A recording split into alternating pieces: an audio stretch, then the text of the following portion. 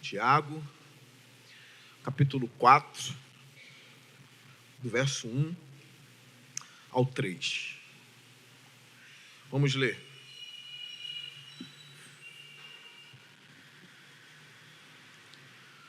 Diz assim: de onde vêm as guerras e contendas que há entre vocês? Não vem das paixões que guerreiam dentro de vocês? Vocês cobiçam coisas e não as têm.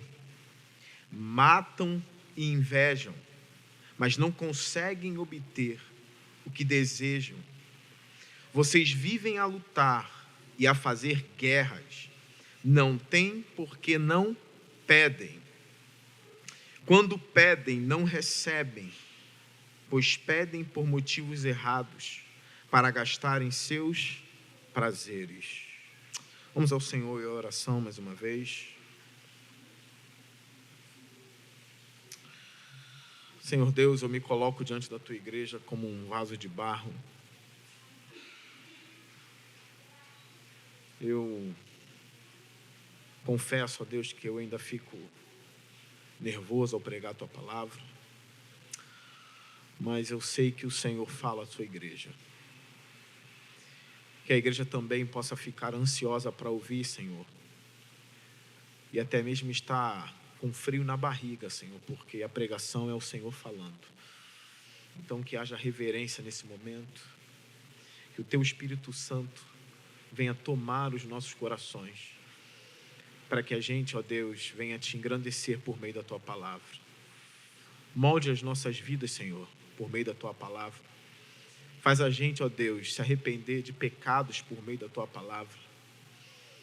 Faz a gente melhorar cada vez mais por meio da Tua palavra. Porque eu creio que a Sua palavra que limpa e lava. Fale conosco essa noite. Em nome de Jesus. Amém. A gente percebe em Tiago alguém que tem um coração muito pastoral. Ele está tratando de coisas dificílimas na igreja aqui, desde o capítulo 1. Ele já tratou de pessoas dentro da igreja que menosprezavam os pobres. A gente já falou sobre isso aqui. Menosprezavam os pobres e davam os lugares de honra na igreja por aqueles que tinham posse. Tiago já falou aqui daqueles que usam a língua para o mal. Ele usa termos como língua incendiada pelo inferno. Ele está falando para crente aqui. Depois ele usa o termo de língua cheia de venenos mortíferos, falando para a igreja. E aqui no capítulo 4 ele começa a falar de guerras, de contendas que há entre vocês. Ele chega a usar um termo forte aqui no verso 2, na parte B, que ele diz assim: matam e invejam, mas não conseguem obter o que desejam. É óbvio que isso aqui é no sentido figurado, a não ser que alguém na igreja tenha matado o outro em algum momento, que eu acho que não seja o caso, porque talvez com certeza ele escreveria para expulsar da igreja quem fez isso. Talvez isso seja no sentido figurado, aquele desejo de ódio, que Jesus já falou: se você odeia o seu irmão, você é assassino. Então talvez ele esteja botando esses termos fortes, óbvio que não para distrair a igreja, mas para acordar a igreja. E ele não está brincando, ele está falando de coisas que de fato estão acontecendo. E esses termos servem para acordar a igreja. Eu estava conversando com pessoas, não é a primeira vez que isso acontece, no fato da Bíblia denunciar o pecado das pessoas, que algumas vezes são até heróis. Por exemplo, Sansão, com uma obra linda desde o nascimento, e a Bíblia ali denunciar os pecados de Sansão. Frequentava até prostíbulos, é um nazireu, um homem separado por Deus fazendo essas coisas. A gente vê Davi, a Bíblia é muito clara, mostrando o amor que Deus tinha pela vida de Davi, e mesmo assim o pecado de Davi não foi escondido por Deus, está na Bíblia. O que as filhas de Ló fizeram com ele, embriagando o próprio pai e tendo relações sexuais. E algumas pessoas ficam com dúvida, mas por que Deus fez isso? Não, Deus não mandou elas fazerem isso. Aquilo é um relato de algo que aconteceu até mesmo no meio de pessoas que conheciam a Deus. Seria muito fácil se a Bíblia escondesse tudo isso para mostrar que Israel, que os homens de Deus são perfeitos por seguirem a Deus. Mas não, a Bíblia não faz isso. A Bíblia mostra. Quando Pedro nega, ele nega, está escrito, isso ficou na marca do ministério de Pedro, ficou marcado ali. Mesmo depois de anos, estava escrito, Pedro negou 3 vezes. Não esconde isso. Quando Jesus disse para Pedro, Satanás, quando ele tentou de alguma maneira impedir que Jesus morresse, isso está escrito. A Bíblia não oculta essas coisas. E eu acho que, se de alguma forma a Bíblia foi adulterada, eles adulteraram de maneira totalmente errada. Isso é a prova de que a Bíblia não foi adulterada. Porque se a Bíblia fosse adulterada, por que mostrar tantos pecados na igreja? Seria uma propaganda muito maior se mostrasse como a igreja, ela é totalmente diferente do mundo em obras. Mas não, quando a igreja se parece com o mundo, eles vão lá e escrevem cartas mostrando onde a igreja está pecando e errando, mostrando as falhas. Se a Bíblia fosse adulterada para que a mensagem fosse aceita pelo mundo, por que falar do inferno? Os adúlteros não herdarão o reino dos céus. Os mentirosos não herdarão o reino de Deus. E um texto que eu até falei essa semana para uma pessoa, brincando com ela, né? Não estava sendo muito mansa, e eu fui, brincadeira mesmo, só para lembrar, porque eu sei que às vezes eu também não sou. Assim, está escrito, bem-aventurados os mansos, porque eles herdarão a terra.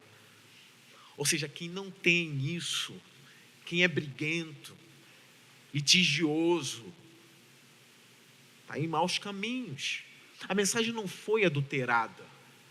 Ela mostra, parece que é algo difícil. Bem-aventurados puros de corações, de coração, porque esses verão a Deus. E quem não é puro de coração? Mateus 25 está a descrição do juízo final, os bodes para um lado, as ovelhas para o outro. E aqui Tiago, ele não esconde os pecados da igreja, ele chega até a ser forte. No verso 1 ele diz assim: de onde vêm as guerras e contendas que há entre vocês?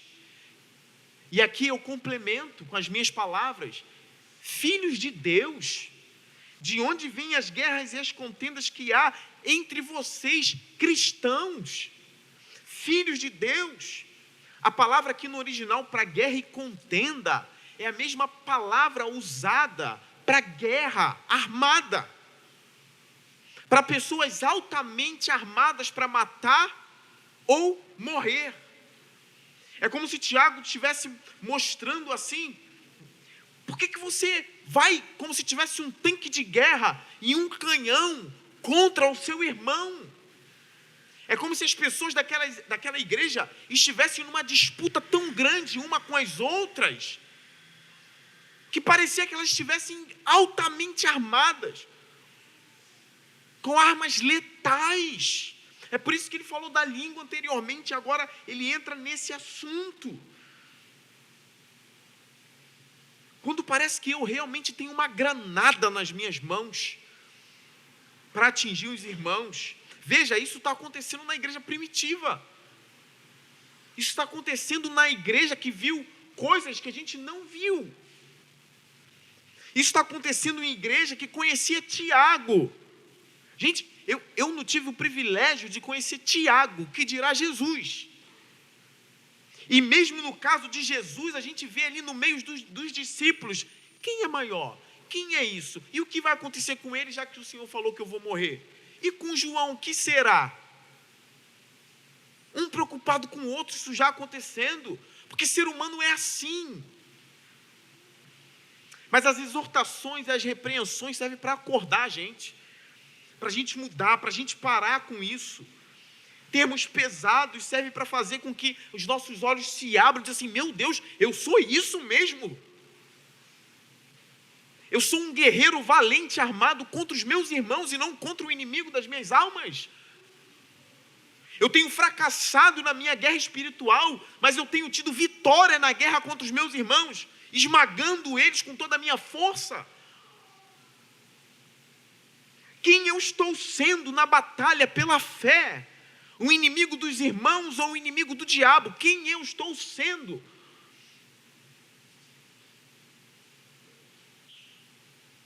Como eu falei para vocês semana passada, dos desejos inflamados que tomaram os irmãos de José. Eu falei semana passada isso para vocês.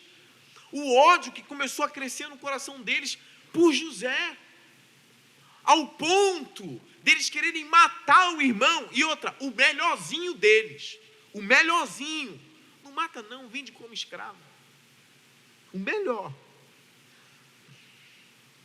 Não brinquem de guerra dentro da igreja. Essas coisas podem te fazer agir como um demônio.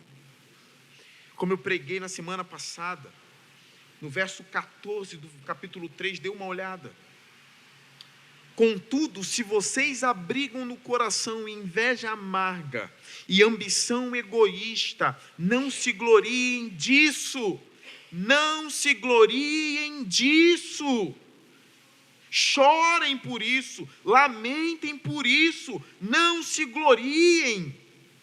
E o texto continua: nem negue a verdade. Mentiroso, fale a verdade sempre. Verso 15: esse tipo de sabedoria, entre aspas, não vem dos céus, mas é terrena, não é espiritual, mas é demoníaca. Eu já mostrei para vocês aqui o que os exegetas falam sobre isso. Ou seja, é o caráter do demônio sendo usado por pessoas da igreja. Essa inveja, essa ambição egoísta, isso é demoníaco. E a grande questão é: de onde vêm essas coisas? De onde vem tudo isso? Tiago nos fala. Essa pergunta ainda está no verso 1. Quando ele diz assim: de onde vêm as guerras e as contendas que há entre vocês? De onde vem? De onde vem? É uma pergunta. E ele responde: não vem das paixões que guerreiam dentro de vocês? Vocês cobiçam coisas e não as têm, matam e invejam, mas não conseguem obter o que desejam. Vocês vivem a lutar e a fazer guerras. De onde vem? Aí a gente tem aquela ideia: vem do outro, vem dele, é por isso que eu sou assim, por causa dele, é por causa dela, é por isso que eu sou assim. E aqui eu tenho uma ilustração para tentar fazer vocês entenderem isso. E a resposta é de Tiago: isso vem de dentro de vocês. É importante a gente saber. Imagine que você está indo numa casa e tem um cão muito feroz ali. E o dono diga assim para você: olha só, não olhe para ele, entra sem olhar. Mas aí, pecador como a gente é, né? Vou dar uma olhada para ver se ele é brabo mesmo. O dono disse: não olhe. Aí você vai lá, olha, e ele começa a latir e a rosnar. Aí o dono fala: falei para você não olhar? Mas tem algo interessante nessa ilustração.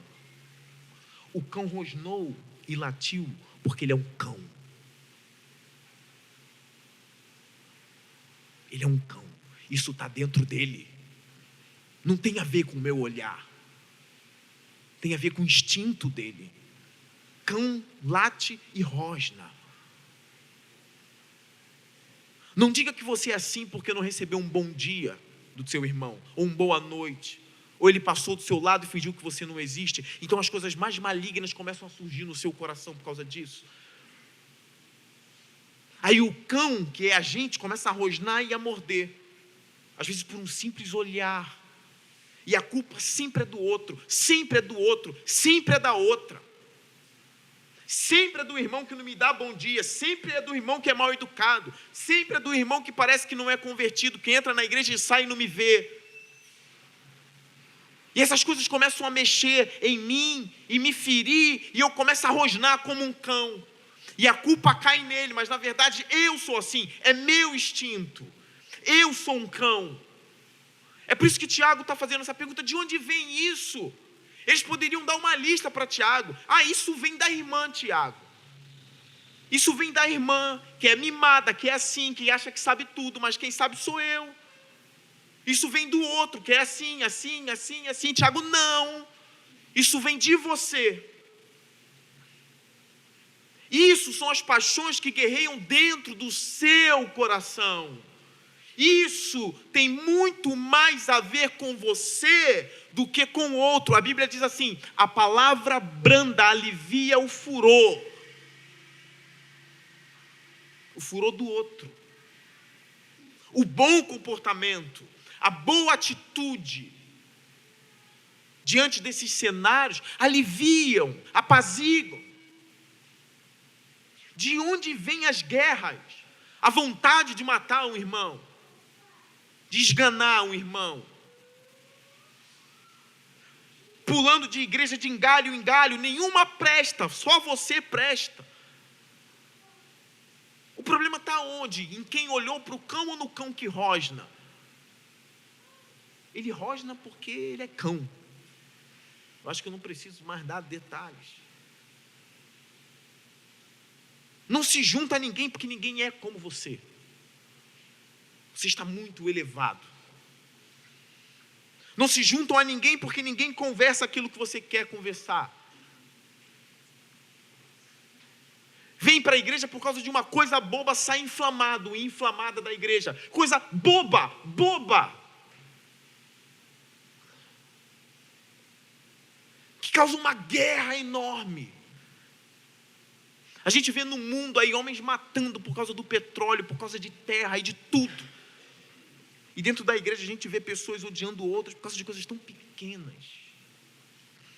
Que na minha visão o petróleo é algo pequeno, por mais valioso que seja, isso não deve causar guerras, mas causa.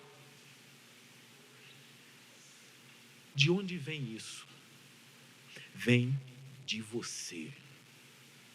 Você não é coitadinho e nem coitadinha. Tem algo muito maligno no seu coração. Isso guerreia nos seus membros, atiça você.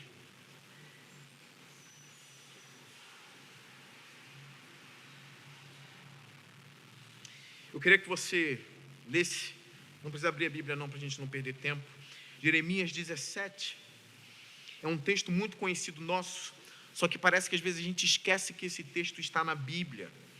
É muito importante ler e reler esse texto para que a gente não perca de vista quem nós somos.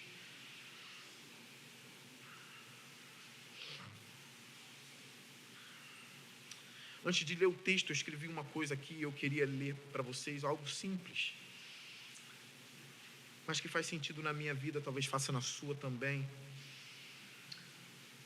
Você sempre põe a culpa nos outros, mas você não é nenhum santinho ou santinha. Isso é o mal do seu coração.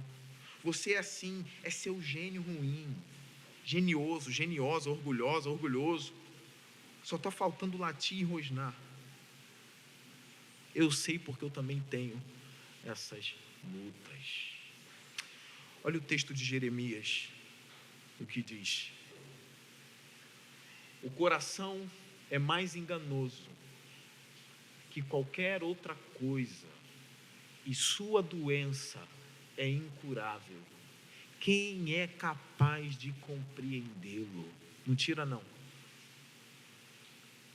O coração é mais enganoso que qualquer outra coisa. Cuidado quando o seu coração ficar dizendo: você está certo, você está certo, você está certo. É assim, haja assim, haja assim, haja assim. Talvez você esteja morrendo por estar ouvindo o seu coração. Mas pastor, fulano é assim há 10 anos, nunca vai mudar. Eu não quero acreditar nisso. Eu quero acreditar que muda sim. E no meu entender, muda ouvindo a palavra de Deus. Muda sim. O genioso, a geniosa, muda sim. Entendendo que o que está acontecendo nela é um movimento das paixões carnais movendo os membros do corpo dela ou dele, e que faz com que ela se comporte da maneira como os demônios se comportam. Isso deve chocar você, ao ponto de você passar dias refletindo nisso. E a vitória disso aqui é que o texto no verso 10 diz assim: eu sou o Senhor que sondo o coração e examino a mente. O coração é um labirinto para mim. Pode tirar o texto, por favor. O meu coração é um labirinto para mim. Eu tento entender, eu tento sondar, eu tento mudar. E quando eu percebo, eu entrei num labirinto que às vezes é difícil até sair. Mas o que o texto disse é que Deus consegue sondar o meu coração. O meu coração não é um labirinto para Deus. Ele me sonda, Ele me conhece, Ele sabe todos os meus caminhos. É necessário lutar contra isso, gente. Os cristãos são guerreiros, sim. Os cristãos caminham com um tanque de guerra, sim. Mas não vire para o outro.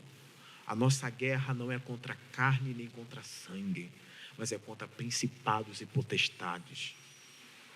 Não vire o canhão um para o outro, enquanto os nossos inimigos estão rindo. Essa não é a nossa luta. A minha luta não é contra você, e nem será. Que Deus nos dê forças para vencer essas guerras que acontecem no meio cristão, no meio da igreja. A outra parte do texto diz assim: não tem porque não pedem. Isso está na parte C do verso 2. Não tem. Tiago diz que eles cobiçavam coisas, que eles desejavam coisas. Tinha essa ambição egoísta. E não tem porque não pedem. O que os estudiosos entendem disso aqui? Eles não oravam mais. A guerra estava tão grande nas igrejas. O orgulho estava tão aflorado. O desejo de um ser maior do que o outro, que não havia na mente deles mais necessidade de oração. Tudo era conquistado pela guerra, por esmagamento. Como acontece em empresas aí? Se um tiver que puxar o tapete do outro de maneira maligna, vai fazer. O mundo aí fora é perverso. Tiago já tinha dito no capítulo 3, aqueles que queriam ser mestres. E alguns estudiosos apontam isso acontecia no meio deles também, um puxando o tapete do outro. Um se mostrando mais sábio do que o outro, a guerra acontecendo. E a oração sumiu da igreja. Desapareceu. Vocês não têm porque não pedem. Vocês não oram mais. Tudo que vocês querem, vocês tentam conquistar pela guerra, pela força, pelo braço, pela maldade. Não se busca mais a Deus. Não se busca mais compreender qual é a vontade de Deus. É a minha vontade. É o que estava acontecendo na igreja. Na igreja. Eu estou convencido de uma coisa, meus irmãos. Estou convencido de uma coisa. Um homem e uma mulher de oração, verdadeiramente de oração. Não estou falando de uma pessoa que faz assim: oh meu Deus, meu Pai. Pai de nosso Senhor e Salvador Jesus Cristo. Perdoe os meus pecados e amém. Não estou falando disso não. Estou falando de uma pessoa de oração mesmo, de verdade, que leva a sério a oração, que ainda dobra o joelho. Eu estou convencido de que essas pessoas têm muito mais a fazer do que ficar falando mal dos irmãos e guerreando contra eles. Pessoas de oração são mais humildes. Eu estou convencido disso. Pessoas que dobram joelhos não tentam ganhar nada pela força e pela guerra, mas tudo levam a Deus em oração. Tudo. Há poder na oração para mudar uma igreja inteira.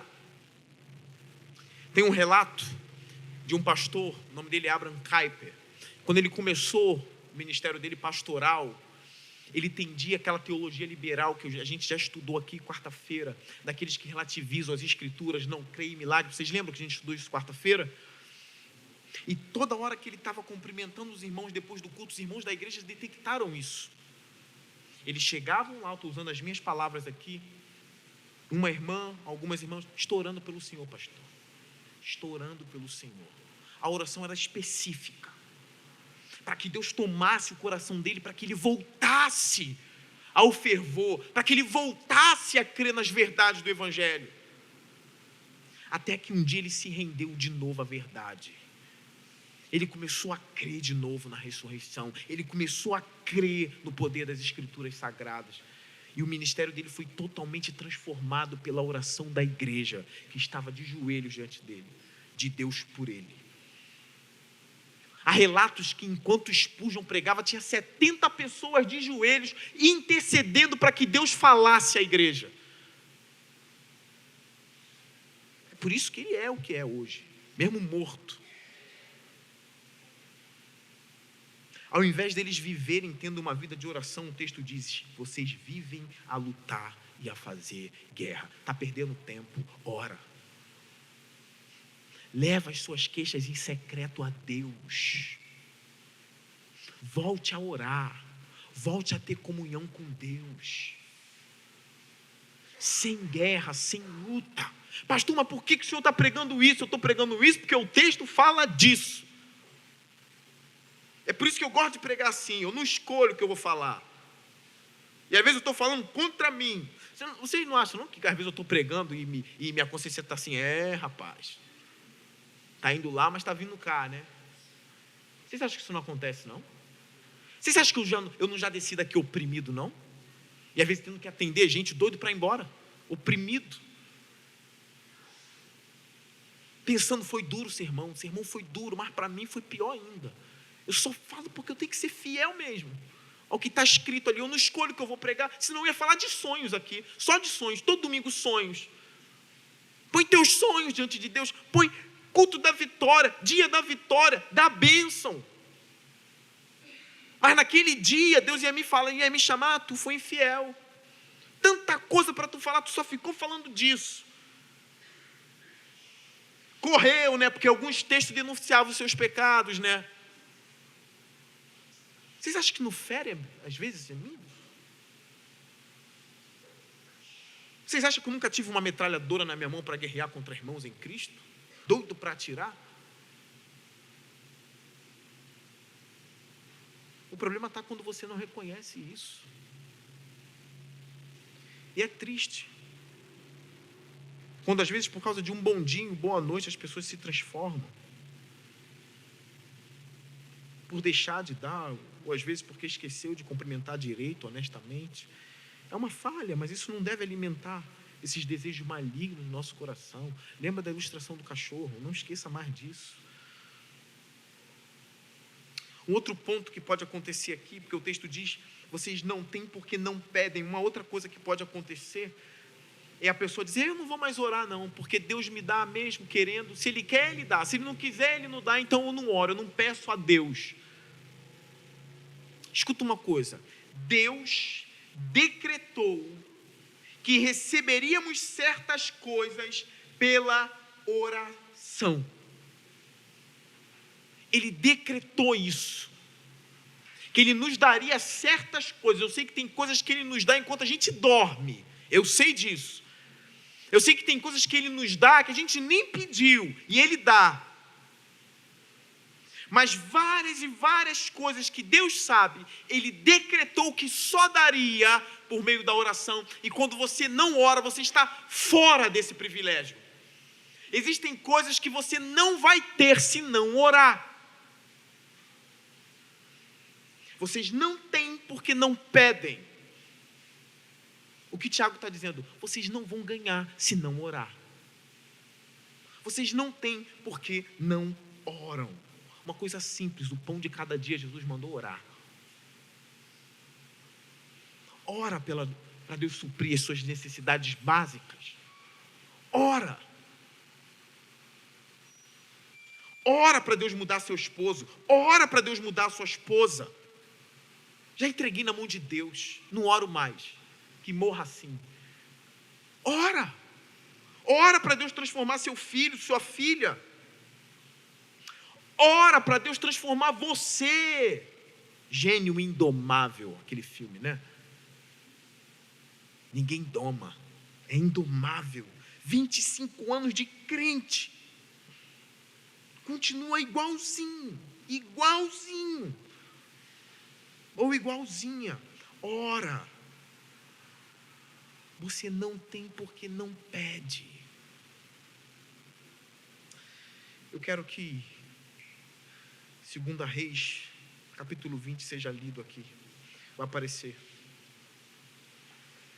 2 Reis, capítulo 20. Eu já falei desse texto, mas é um bom texto, é um texto que me incentiva a orar. Talvez no momento onde não é propício a oração, esse texto aqui nos ensina que mesmo nesses momentos que parece que não vale mais a pena orar, Deus ouve a oração. É a doença de Ezequias. Olha o que diz o verso 1. Naquele tempo, Ezequias ficou doente e quase morreu. O profeta Isaías, filho de Amós, não é o profeta Chiquinho, não. Isaías, profeta Isaías, filho de Amós, foi visitá-lo e lhe disse: assim diz o Senhor, ponha em ordem a sua casa, pois você vai morrer, não se recuperará. Imagine, você recebe a visita de um homem de Deus, de um profeta do Senhor, você já está doente, e o nome do cara ainda é Isaías, e ele diz assim: põe em ordem, porque você vai morrer, você não vai se recuperar. O que fazer numa hora dessa, depois que um homem de Deus deu o decreto? Algumas pessoas dizem assim: o profeta falou, não tem mais jeito. Como Eli fez isso. Olha o que Ezequias fez, verso 2. Ezequias virou o rosto para a parede e orou ao Senhor. E a oração dele foi esta: lembra-te, Senhor, como tenho te servido com fidelidade e com devoção sincera. Tenho feito o que tu aprovas. E Ezequias chorou amargamente. Verso 4. Antes de Isaías deixar o pátio, antes dele deixar o pátio intermediário, a palavra do Senhor veio a ele: volte e diga a Ezequias, líder do meu povo, era o rei, assim diz o Senhor, Deus de Davi, seu predecessor, ouvi sua oração e vi suas lágrimas, eu o curarei. Pode tirar o texto. Eu ouvi suas orações e eu vi suas lágrimas e eu curarei você. Ai de Ezequias se não orasse. Não perca a esperança, ore. Peça a Deus, implore ao Senhor. Senhor, está escrito lá em Tiago, não tem porque não pede, eu estou aqui implorando. Ouve a minha oração. O poder da oração está nos ouvidos do Senhor. Quando chega a Ele, e Ele diz: eu ouvi, e eu vi. Eu vou fazer. Então não desista, meus irmãos. Até mesmo nos momentos em que parece que orar não adianta mais.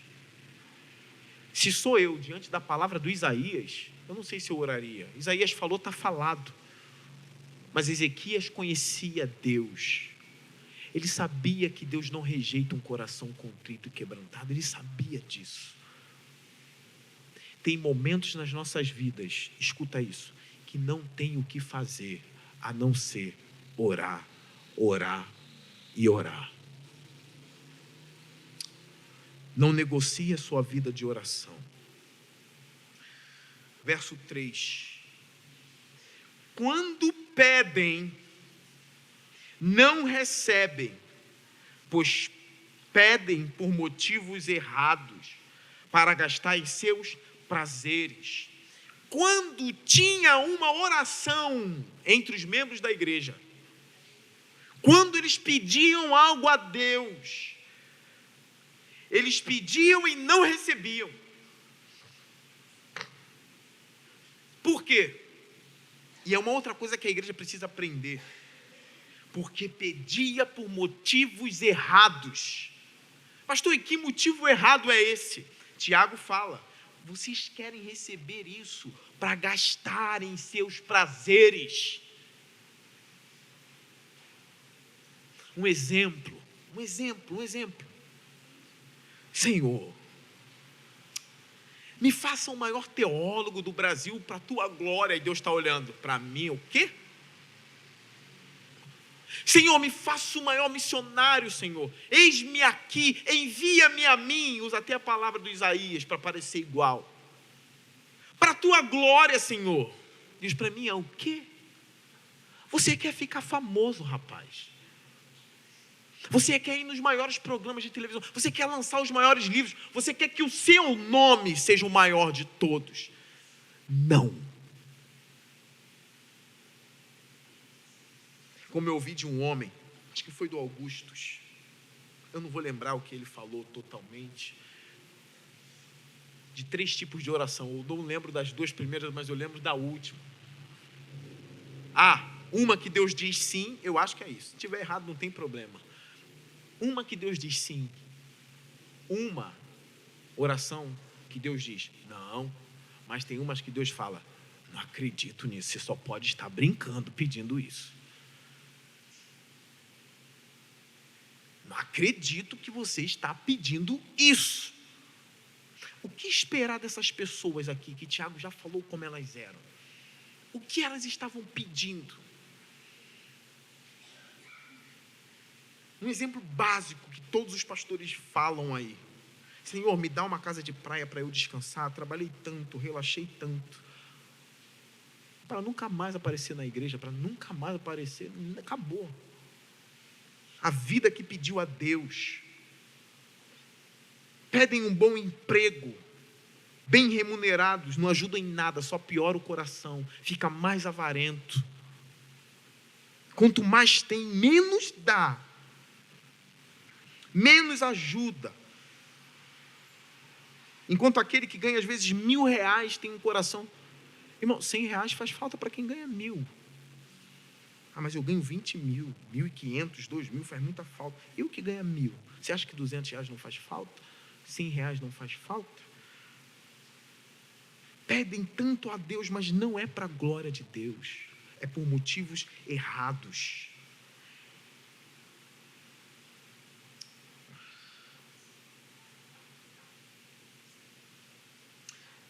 O último texto que vai ser apresentado aqui para que vocês leiam é 1 João 5. É um texto onde João vai direto no ponto. João vai direto, sem rodeios. É João 5,14. Você pode até sublinhar depois na sua Bíblia. Sobre a questão de orar e não receber. Olha o que João fala no verso 14. Esta é a confiança que temos ao nos aproximarmos de Deus.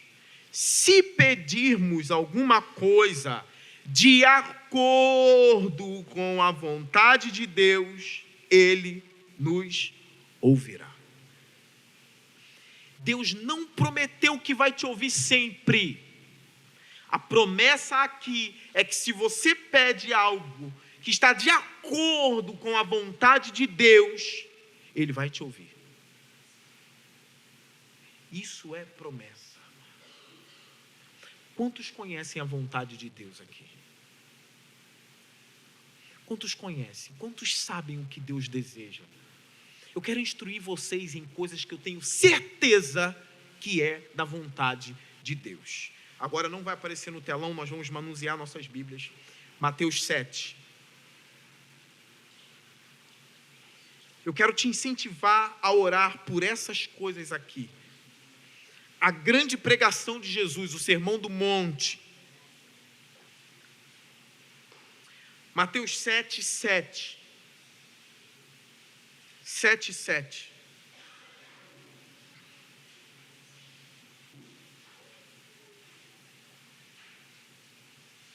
Mateus capítulo 7, versículo 7.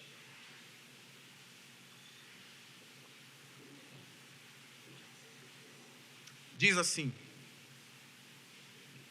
peçam e lhes será dado, busquem e encontrarão, batam e a porta lhes será aberta, pois todo o que pede recebe, o que busca encontra, e aquele que bate a porta será aberta.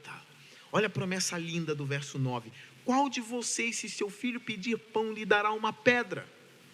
Ou se pedir peixe, lhe dará uma cobra?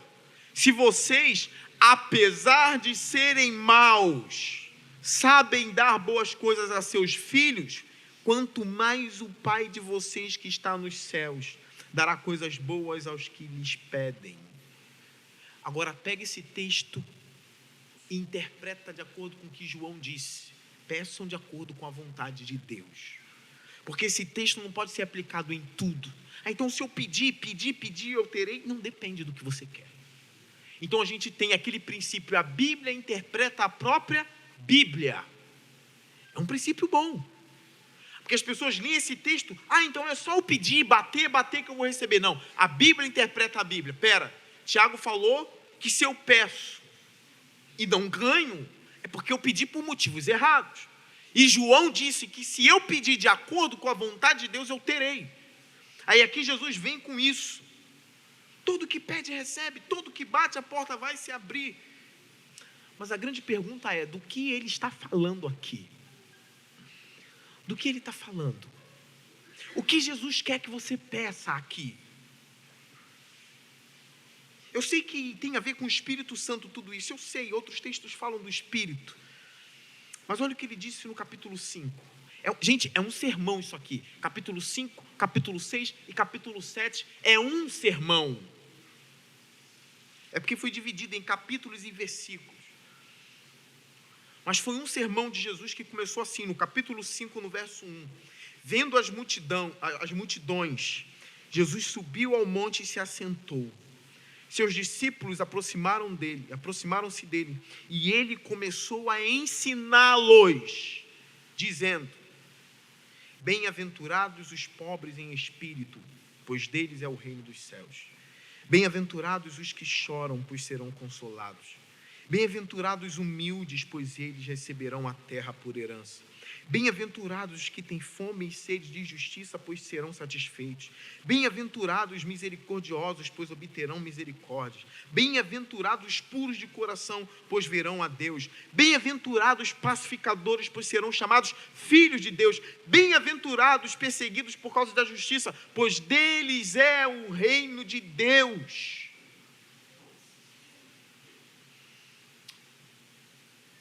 Depois, no final do sermão, quase no final, ele fala: peça, bata, busca. Eu quero convidar você a uma busca em oração incessante pelas virtudes que Jesus ensinou aqui. Batam por ela, peçam por ela, pelas bem-aventuranças que aqui é o contrário do que eu falei no início. Já não é mais o caráter dos demônios. As bem-aventuranças são o caráter de Jesus Cristo. Jesus está ensinando o que Ele é aqui. Ele é manso, Ele é humilde, Ele é puro. Orem por isso, incessantemente, batendo sem parar de bater. Uma ilustração, como um anjo abre as portas do céu para as suas orações e diga: o que você quer? Já esperando tanta coisa fútil que o homem pede. É quando o anjo abre a porta, vem um turbilhão de oração da igreja de Alvorada subindo, todo mundo dizendo, é uma oração, são orações diferentes subindo, até que enfim. Aí um outro anjo grita: que orações são essas? Tem gente pedindo para ser manso, porque Jesus ensinou isso. Tem gente pedindo para ser humilde, sem parar. Tem gente pedindo para ser puro de coração, porque eles descobriram que estes verão a Deus. Eles não param de clamar por isto. Eles estão procurando, batendo e pedindo por isso o tempo todo. No verso 13, vocês são sal da terra. Eles estão pedindo: Senhor, que eu seja sal na terra, luz no mundo.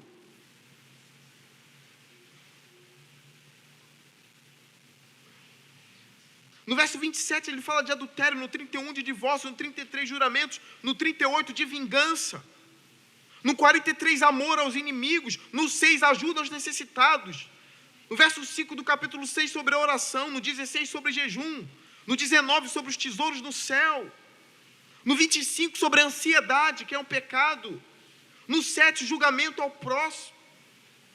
Aí depois ele vem a persistência na oração. Gente, é muita coisa boa para orar. Por que a gente pede coisa inútil? Escreveram tudo que eu falei, a sequência toda, a oração, o jejum, ajuda aos pobres, tudo. É o sermão dele. No final ele diz: peçam, busquem, batam, vocês terão. E isso é a vontade de Deus. Eu sei que a vontade de Deus para a minha vida e para a sua vida é que eu tenha o caráter de Jesus Cristo. Que você saia daqui diferente. Que você saia daqui não mais guerreando, não mais brigando, não mais rosnando, mas que você saia daqui disposto a orar. É uma guerra. Em oração, eu vou ter o caráter de Cristo. Em oração, eu vou ter as bem-aventuranças ensinadas em Mateus capítulo 5. Vamos orar por aquilo que Jesus pediu e nos ensinou. Esqueçam as futilidades, porque eu sei que Deus dá isso aqui. Amém? Eu fecho lembrando que o Tiago disse: peçam por sabedoria, porque Deus dá livremente a sabedoria, mas peçam com fé. Vamos orar ao Senhor. Curve sua cabeça.